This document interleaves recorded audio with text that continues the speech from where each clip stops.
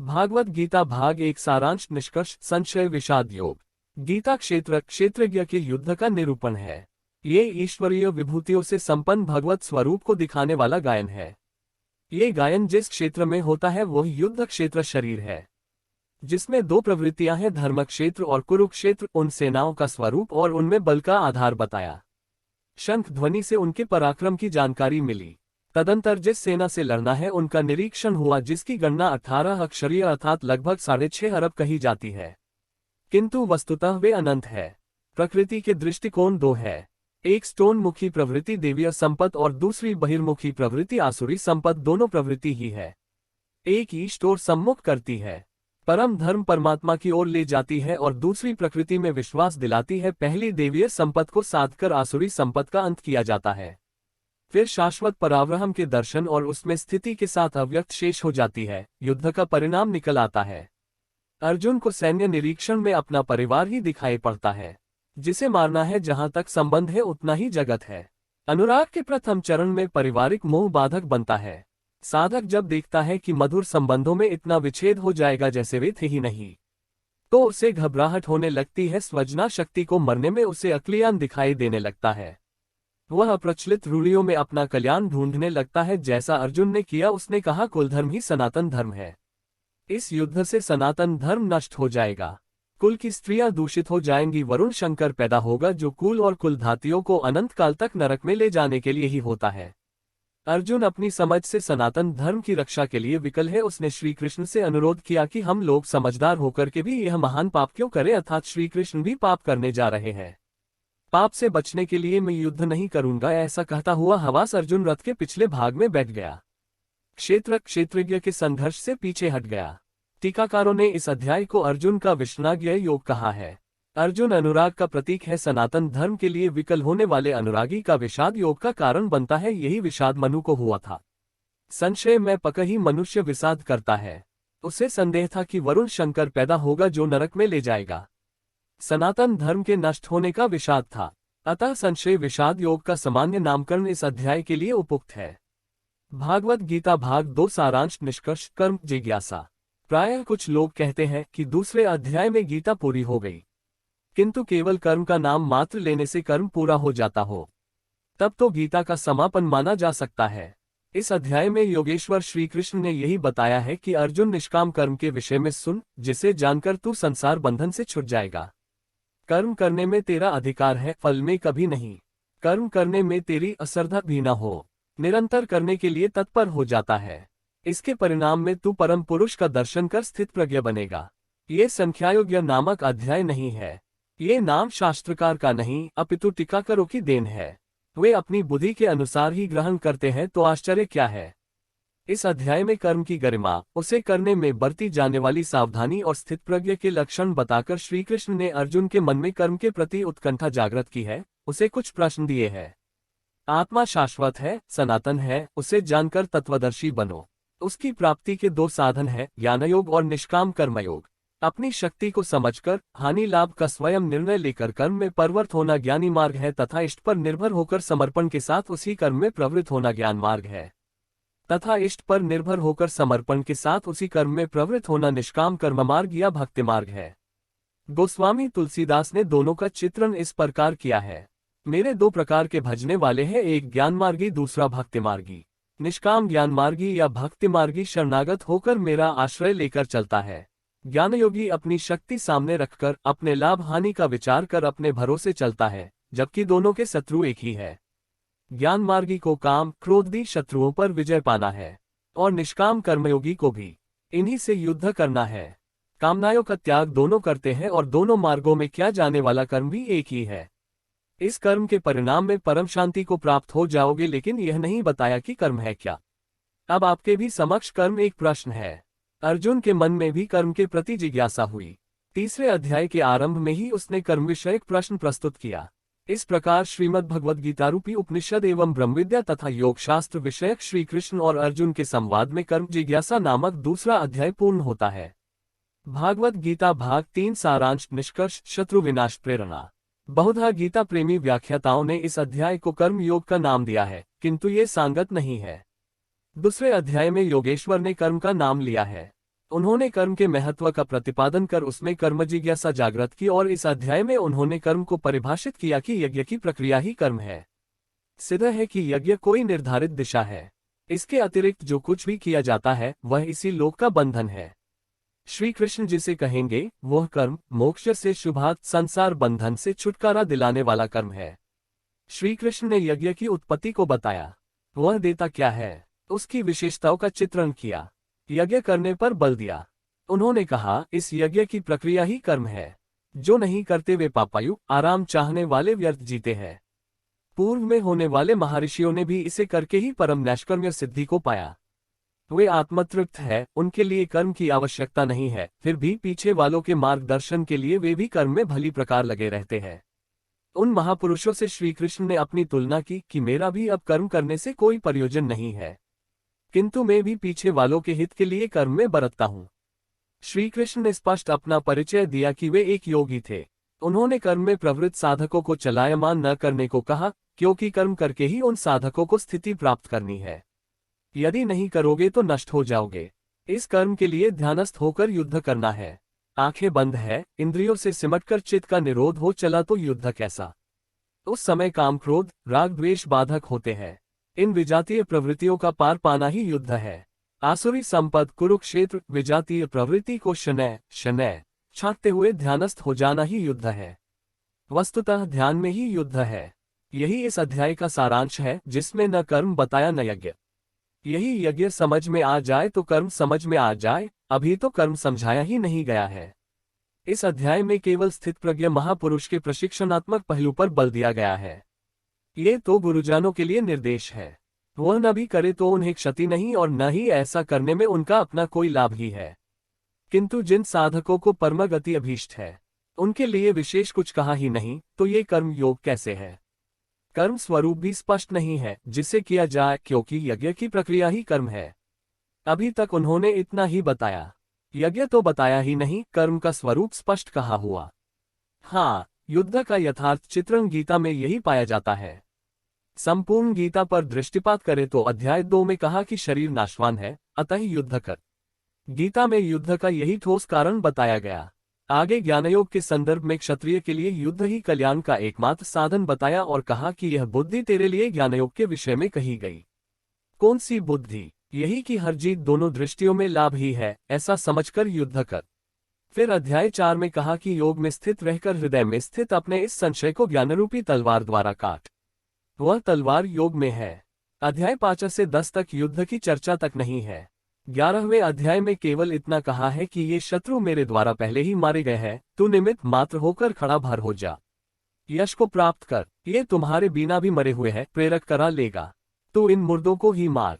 अध्याय 15 में संसार सुविरूढ़ मूल वाला पीपल वृक्ष जैसा कहा गया, जिसे असंगतारूपी शस्त्र द्वारा काटकर उस पर परमपद पर खोजने का निर्देश मिला।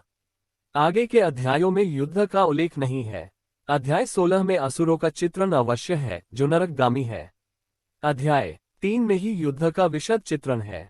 श्लोक 30 से श्लोक 43 तक युद्ध का स्वरूप, उनकी अनिवार्यता, युद्ध न करने वालों का विनाश, युद्ध में मारे जाने वाले शत्रुओं के नाम, उन्हें मरने के लिए अपनी शक्ति का आह्वान और निश्चय ही उन्हें काटकर फेंकने पर बल दिया। इस अध्याय में शत्रु और शत्रु का आंतरिक स्वरूप स्पष्ट है, जिनके विनाश की प्रेरणा दी गई है। अतः इस प्रकार श्रीमद् भगवद गीता रूपी उपनिषद एवं ब्रह्मविद्या तथा योग शास्त्र विषयक श्री कृष्ण और अर्जुन के संवाद में शत्रु विनाश प्रेरणा नामक तीसरा अध्याय पूर्ण होता है। भागवत गीता भाग 4 सारांश निष्कर्ष यज्ञ कर्म स्पष्टीकरण। इस अध्याय के आरंभ में योगेश्वर श्री कृष्ण ने कहा कि इस योग को आरंभ में मैंने सूर्य की प्राप्ति कहा, सूर्य ने मनु से और मनु ने इक्ष्वाकु के प्रति कहा और उनसे राजर्षियों ने जाना। मैंने अथवा अव्यक्त स्थिति वाले ने कहा। महापुरुष भी अव्यक्त स्वरूप वाला ही है, शरीर तो उसके रहने का मकान मात्र है। ऐसे महापुरुष की वाणी में परमात्मा ही प्रभावित होता है। ऐसे किसी महापुरुष से योग सूर्य द्वारा संचारित होता है। उस परम प्रकाश रूप का प्रसार सूर्य के अंतराल में होता है, इसलिए सूर्य के प्रति कहा है। श्वास में संचारित होकर वे संस्कार रूप में आ गए। सूर्य में संचित रहने पर समय आने पर वही मन में संकल्प बनकर आ जाता है। उसकी महत्ता समझने पर मन में उस वाक्य के प्रति इच्छा जागृत होती है और योग कार्य रूप ले लेता है। क्रमशः उत्थान करते करते ये योग रिद्धि और सिद्धियों की राजर्षित्व श्रेणी तक पहुँचने पर नष्ट होने की स्थिति में पहुँच जाता है, किंतु जो प्रिय भक्त है, अनन्य सखा है, उसे महापुरुष ही संभाल लेते हैं। अर्जुन के प्रश्न करने पर कि आपका जन्म तो अब हुआ है, योगेश्वर श्री कृष्ण ने बताया, अव्यक्त, अविनाशी, अजन्मा और संपूर्ण भूतों में प्रवाहित होने पर भी आत्ममय योग प्रक्रिया द्वारा अपनी त्रिगुणमयी प्रकृति को वश में करके मैं प्रकट होता हूँ। प्रकट होके करते क्या है? साध्य वस्तुओं को परित्राण देने तथा जिनसे दूषित उत्पन्न होते हैं उनका विनाश करने के लिए, परमधर्म परमात्मा को स्थिर करने के लिए मैं आरंभ से पूर्ति पर्यंत पैदा होता है। मेरा वह जन्म और कर्म दिव्य है, उसे केवल तत्वदर्शी ही जान पाते हैं। भगवान का आविर्भाव तो कलियुग की अवस्था से ही हो जाता है, यदि सच्ची लगन हो, किंतु आरंभिक साधक समझ ही नहीं पाता कि भगवान बोल रहे हैं या यही संकेत मिल रहे हैं। आकाश से कौन बोलता है? महाराज जी बताते थे कि जब भगवान कृपा करते हैं, आत्मा से रथी हो जाते हैं, तो खंबे से, वृक्ष से, पत्ते से, शून्य से, हर स्थना से बोलते और संभालते हैं। उत्थान होते होते जब परमतत्व परमात्मा विदित हो जाए, तभी स्पर्श के साथ ही वह स्पष्ट समझ पाता है। इसलिए अर्जुन, मेरे उस स्वरूप को तत्वदर्शियों ने देखा और मुझे जानकर वे तत्क्षण मुझ में ही प्रविष्ट हो जाते हैं, जहां से पुनः आवागमन में नहीं आते। इस प्रकार उन्होंने भगवान के आविर्भाव की विधि को बताया कि वह किसी अनुरागी के हृदय में होता है, बाहर कदापि नहीं। श्री कृष्ण ने बताया, मुझे कर्म नहीं बांधते और इस स्तर से जो जानता है उसे भी कर्म नहीं बांधते। यही समझकर मुमुक्षु पुरुषों ने कर्म का आरंभ किया था कि उस स्तर से जानने वाला वह पुरुष और जान लेने पर वैसा ही वह मुमुक्षु अर्जुन। यह उपलब्धि निश्चित है यदि यज्ञ किया जाए। यज्ञ का स्वरूप बताया, यज्ञ का परिणाम परम तत्व परम शांति बताया। इस ज्ञान को पाया कहा जाए, इस पर किसी तत्वदर्शी के पास जाने और उन्हीं विधियों से पेश आने को कहा, जिससे मैं महापुरुष अनुकूल हो जाए। योगेश्वर ने स्पष्ट किया, वह ज्ञान तू आचरण करके पाएगा, दूसरे के आचरण से तुझे नहीं मिलेगा। वह भी योग की सिद्धि के काल में प्राप्त होगा, प्रारंभ में नहीं। वह ज्ञान साक्षात्कार हृदय देश में होगा, बाहर नहीं। श्रद्धालु, तत्पर, संयतेंद्रिय एवं संशय रहित पुरुष से ही प्राप्त करता है। अतः हृदय में स्थित अपने संशय को वैराग्य की तलवार से काट। ये हृदय देश की लड़ाई है, बाह्य युद्ध से गीतोक्त युद्ध का कोई प्रयोजन नहीं है। इस अध्याय योगेश्वर श्री कृष्ण ने मुख्य रूप से यज्ञ का स्वरूप स्पष्ट किया और बताया कि यज्ञ जिससे पूरा होता है उसे करने कार्य प्रणाली का नाम कर्म है। कर्म को भली प्रकार इसी अध्याय में स्पष्ट किया। अतः इस प्रकार श्रीमद् भगवद गीता रूपी उपनिषद एवं ब्रह्मविद्या तथा योग शास्त्र विषयक श्री कृष्ण और अर्जुन के संवाद में यज्ञ कर्म स्पष्टीकरण नामक चौथा अध्याय पूर्ण होता है। भागवत गीता भाग 5 सारांश निष्कर्ष। यज्ञ भोक्ता महापुरुषस्थ महेश्वर।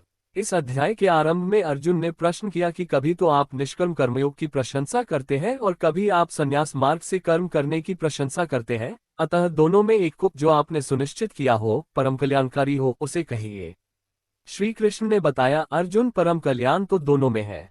दोनों में वही निर्धारित यज्ञ की क्रिया ही की जाती है, फिर भी निष्काम कर्मयोग विशेष है। बिना इसे किए संन्यास शुभाशुभ कर्मों का अंत नहीं होता। संन्यास मार्ग नहीं, मंजिल का नाम है। योगयुक्त ही सन्यासी योगयुक्त के लक्षण बताए कि वही प्रभु है। वह न कुछ करता है, न कुछ करता है, बल्कि स्वभाव में प्रकृति के दबाव के अनुरूप लोग व्यस्त है। जो साक्षात मुझे जान लेता है वही ज्ञाता है, वही पंडित है। यज्ञ के परिणाम में लोग मुझे जानते हैं। श्वास प्रश्वास का जप और यज्ञ तप जिसमें विलय होते हैं, मैं ही हूँ, अर्थात श्री कृष्ण जैसा महापुरुष जैसा स्वरूप उस प्राप्ति वाले को भी मिलता है। वह भी ईश्वरों का ईश्वर, आत्मा का भी आत्मस्वरूप में हो जाता है, उस परमात्मा के साथ एक ही भाव पा लेता है। एक होने में जन्म चाहे जितने लगे। इस अध्याय में स्पष्ट किया कि यज्ञ तपों का भोक्ता महापुरुषों के भी रहने वाली शक्ति महेश्वर है। अतः इस प्रकार श्रीमद् भगवद गीता रूपी उपनिषद एवं ब्रह्मविद्या तथा योग शास्त्र विषयक श्री कृष्ण और अर्जुन के संवाद में यज्ञ भोक्ता महापुरुषस्थ महेश्वर नामक पंचम अध्याय पूर्ण होता है। भागवत गीता भाग 6 सारांश निष्कर्ष अभ्यास योग। इस अध्याय के आरंभ में योगेश्वर श्री कृष्ण ने कहा कि फल के आश्रय से रहित होकर जो कार्यम कर्म अर्थात करने योग्य प्रक्रिया विशेष का आचरण करता है वही सन्यासी है और उसी कर्म को करने वाला ही योगी है। केवल क्रियाओं अथवा अग्नि को त्यागने वाला योगी अथवा सन्यासी नहीं होता। संकल्पों का त्याग किए बिना कोई भी पुरुष सन्यासी अथवा योगी नहीं होता। हम संकल्प नहीं करते ऐसा कह देने मात्र से संकल्प पिंड नहीं छोड़ते। योग में आरूढ़ होने की इच्छा वाले पुरुष को चाहिए कि कार्यम कर्म कर्म करते करते योगारूढ़ हो जाने पर ही सर्वसंकल्पों का अभाव होता है, इससे पूर्व नहीं। सर्वसंकल्पों का अभाव ही संन्यास है। योगेश्वर ने पुनः बताया कि आत्मा अधोगति में जाता है और उसका उद्धार भी होता है। जिस पुरुष द्वारा मन सहित इंद्रिया जीत ली गई है, उसका आत्मा उसके लिए मित्र बनकर मित्रता में बरतता है तथा परम कल्याण करने वाला होता है। जिसके द्वारा ये नहीं जीती गई, उसके लिए उसी का आत्मा शत्रु बनकर शत्रुता में बरतता है, यातनाओं का कारण बनाता है। अतः मनुष्य को चाहिए कि अपने आत्मा को अधोगति में न पहुंचावे, अपने द्वारा अपनी आत्मा का उद्धार करे। उन्होंने प्राप्ति वाले योगी की रहनी बताई। यज्ञस्थली बैठने का आसन तथा बैठने के तरीके पर उन्होंने कहा कि स्थान एकांत हो और स्वच्छ हो। वस्त्र, मृगचर्म अथवा कुश की चटाई में से कोई एक आसन हो। कर्म के अनुरूप चेष्टा, युक्ताहार विहार, सोने जागने के संयम पर उन्होंने बल दिया। योगी के निरुद्ध चित्त का भी विलय हो जाता है, उस समय वह योग की पराकाष्ठा अनंत आनंद को प्राप्त होता है। संसार के संयोग वियोग से रहित अनंत सुख का नाम योग है। योग का अर्थ है उससे मिलन। जो योगी इसमें प्रवेश पा जाता है, वह संपूर्ण भूतों में समदृष्टि वाला हो जाता है। जैसे अपनी आत्मा वैसे ही सबकी आत्मा को देखता है। वह परम पराकाष्ठा की शांति को प्राप्त होता है। अतः योग आवश्यक है। मन जहां जहां जाए वहां वहां घसीटकर बारंबार इसका निरोध करना चाहिए। श्री कृष्ण ने स्वीकार किया कि मन बड़ी कठिनाई से वश में होने वाला है, लेकिन होता है। यह अभ्यास और वैराग्य द्वारा वश में हो जाता है। शिथिल प्रयत्न वाला व्यक्ति भी अनेक जन्म के अभ्यास से वही पहुंच जाता है जिसका नाम परमगति अथवा परमधाम है। तपस्वियों, ज्ञानर्मायगयों तथा केवल रकिमयों से भी योगी श्रेष्ठ है। इसलिए अर्जुन, तू योगी बन, समर्पण के साथ अंतर्मन से योग का आचरण कर। प्रस्तुत अध्याय में योगेश्वर श्री कृष्ण ने प्रमुख रूप से योग की प्राप्ति के लिए अभ्यास पर बल दिया। अतः इस प्रकार श्रीमद् भगवद गीता रूपी उपनिषद एवं ब्रह्मविद्या तथा योग शास्त्र विषयक श्री कृष्ण और अर्जुन के संवाद में अभ्यास योग नामक छठा अध्याय पूर्ण होता है। भागवत गीता भाग 7 सारांश निष्कर्ष समग्र जानकारी। इस 7वें अध्याय में योगेश्वर श्री कृष्ण ने बताया कि अनन्य भाव से मुझमें समर्पित होकर, मेरे आश्रित होकर जो योग में लगता है वह समग्र रूप से मुझे जानता है। मुझे जानने के लिए हजारों में कोई विरला ही प्रयत्न करने वालों में विरला ही कोई जानता है। वह मुझे पिंड रूप में एक देशीय नहीं वरन सर्वत्र व्याप्त दिखता है। 8 भेदों वाली मेरी जड़ प्रकृति है और इसके अंतराल में जीवरूप मेरी चेतन प्रकृति है। इन्हीं दोनों के संयोग से पूरा जगत खड़ा है।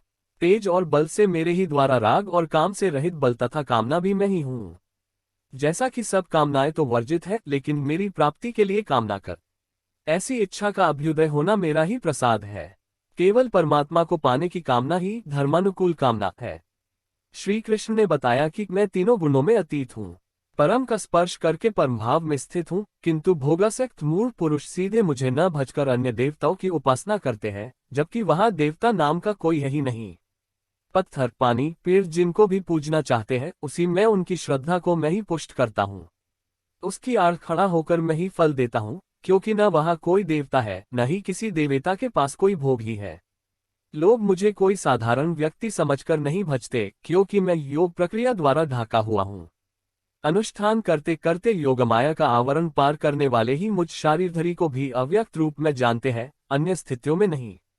मेरे भक्त 4 प्रकार के हैं, अर्थार्थी, आर्त, जिज्ञासु और ज्ञानी। चिंतन करते करते अनेक जन्मों के अंतिम जन्म में प्राप्ति वाला ज्ञानी मेरा ही स्वरूप है, अर्थात अनेक जन्मों से चिंतन करके उस भगवत स्वरूप को प्राप्त किया जाता है। राग द्वेष के मोह से आक्रांत मनुष्य मुझे कदापि नहीं जान सकते, किंतु राग द्वेष मोह से रहित होकर जो नियतकर्म, जिसे संक्षेप आराधना कह सकते हैं, का चिंतन करते हुए जरा मरण से छुटने के लिए प्रयत्नशील है, वे पुरुष संपूर्ण रूप से मुझे जान लेते हैं।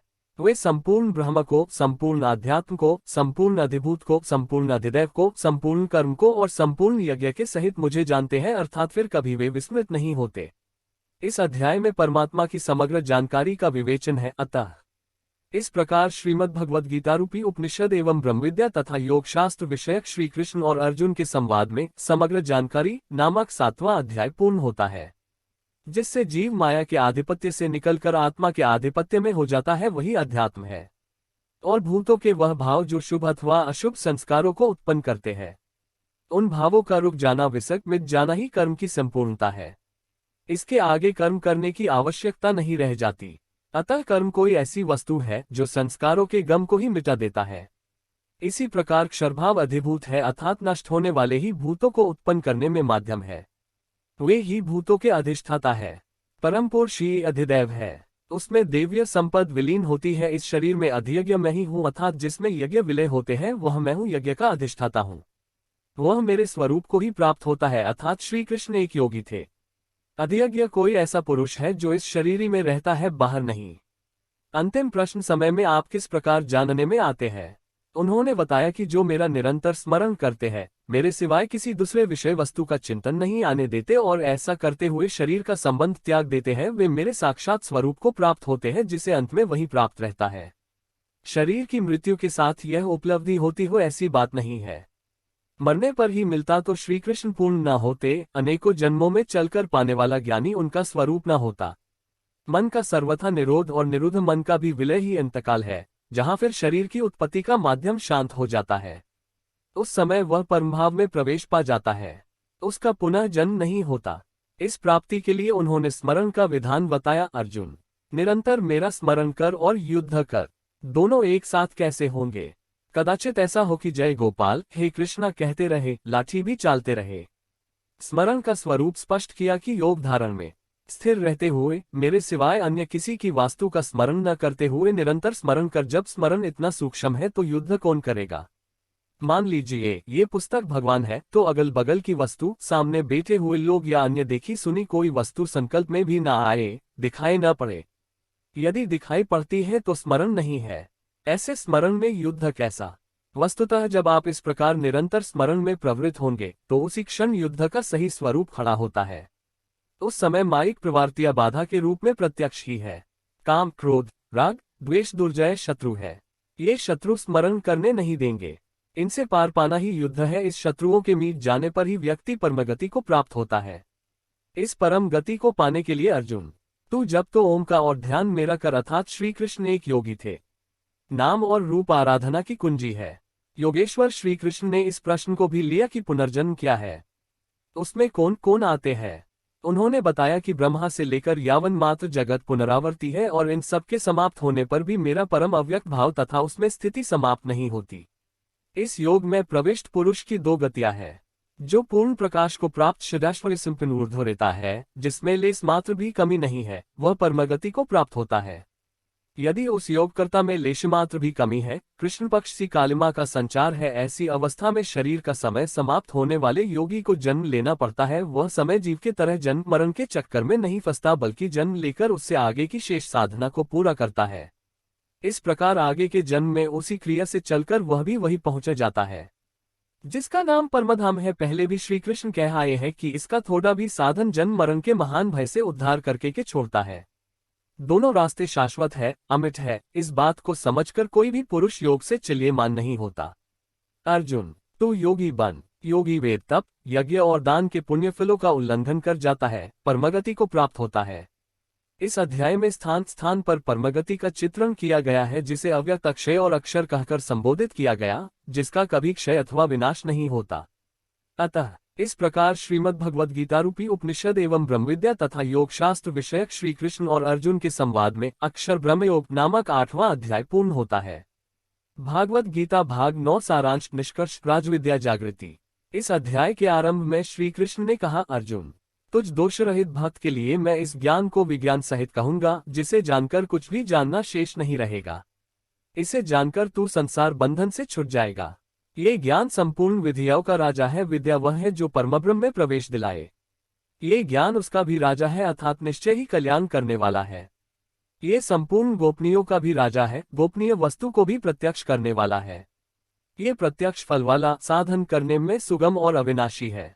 इसका थोड़ा साधन आपको पार लगा जाए तो इसका कभी नाश नहीं होता, वरन इसके प्रभाव से वह परमश्रेय तक पहुंच जाता है। किंतु इसमें एक शर्त है, श्रद्धाविहीन पुरुष परमगति को न प्राप्त होकर संसार चक्र में भटकता है। योगेश्वर श्री कृष्ण ने योग के ऐश्वर्य पर भी प्रकाश डाला। दुख के संयोग का वियोग ही योग है, अर्थात जो संसार के संयोग वियोग से सर्वथा रहित है, उसका नाम योग है। परम तत्व परमात्मा के मिलने का नाम योग है। परमात्मा की प्राप्ति ही योग की पराकाष्ठा है।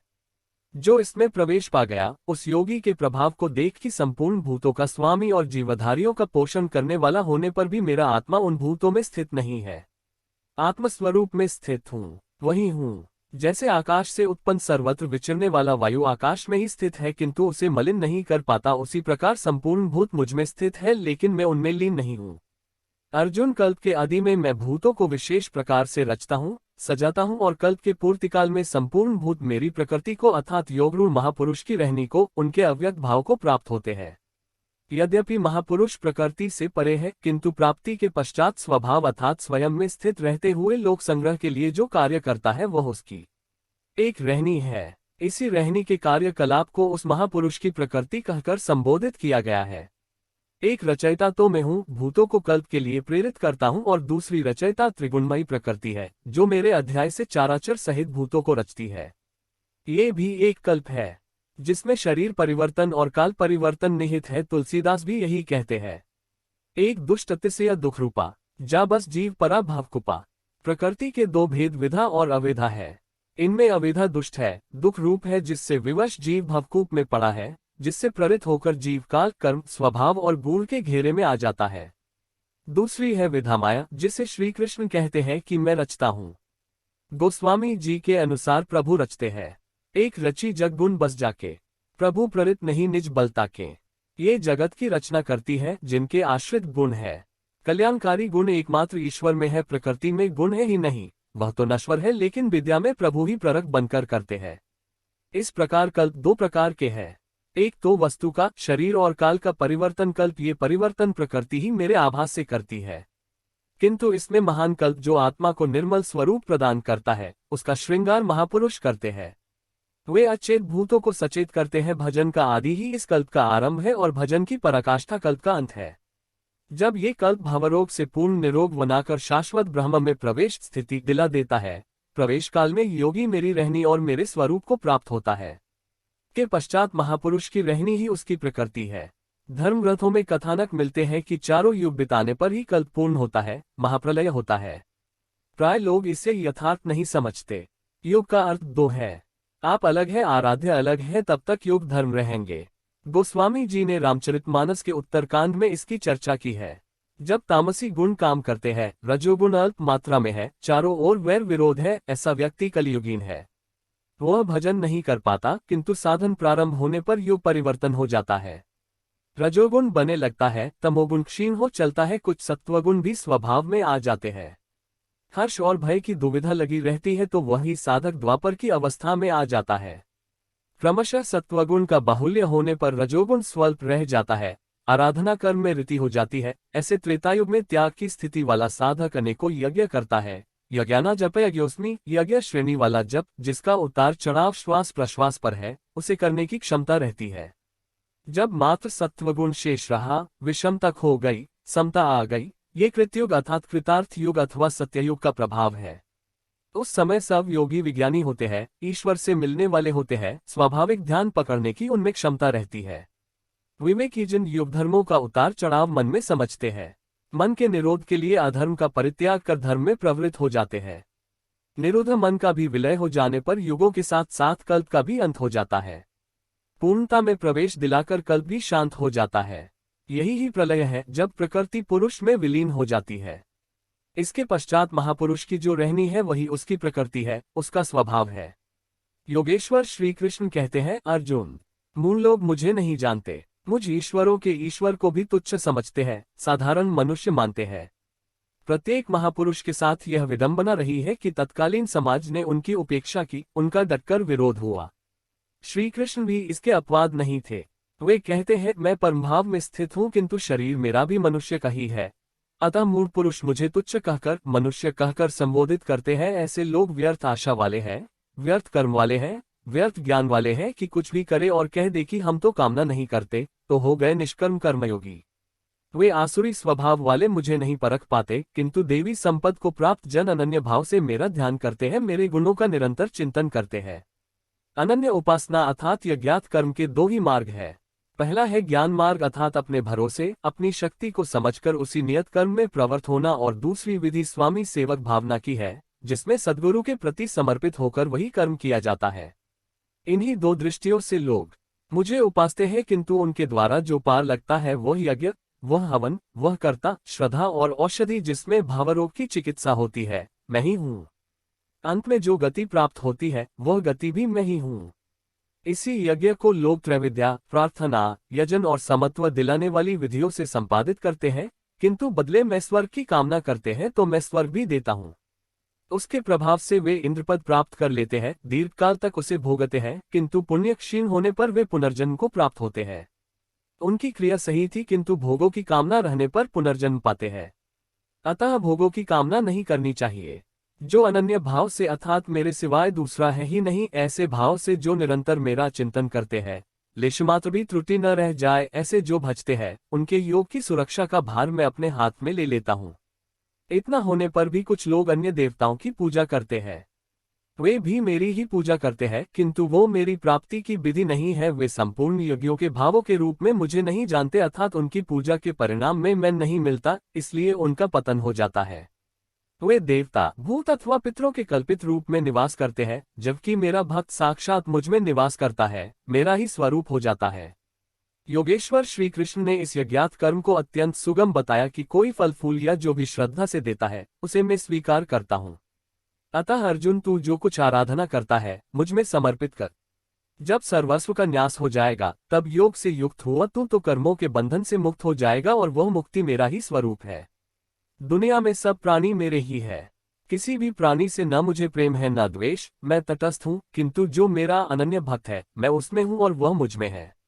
अत्यंत दुराचारी जघन्यतम पापी ही कोई क्यों न हो, फिर भी अनन्य श्रद्धा भक्ति से मुझे भजता है तो वह साधु मानने योग्य है, उसका निश्चय स्थिर है तो वह शीघ्र ही परम से संयुक्त हो जाता है और सदा रहने वाली परम शांति को प्राप्त होता है। यहाँ श्री कृष्ण ने स्पष्ट किया कि हृदयमत कौन है। सृष्टि में जन्म लेने वाला कोई भी प्राणी अनन्य भाव से एक परमात्मा को भजता है, उसका चिंतन करता है तो वह शीघ्र ही धार्मिक हो जाता है।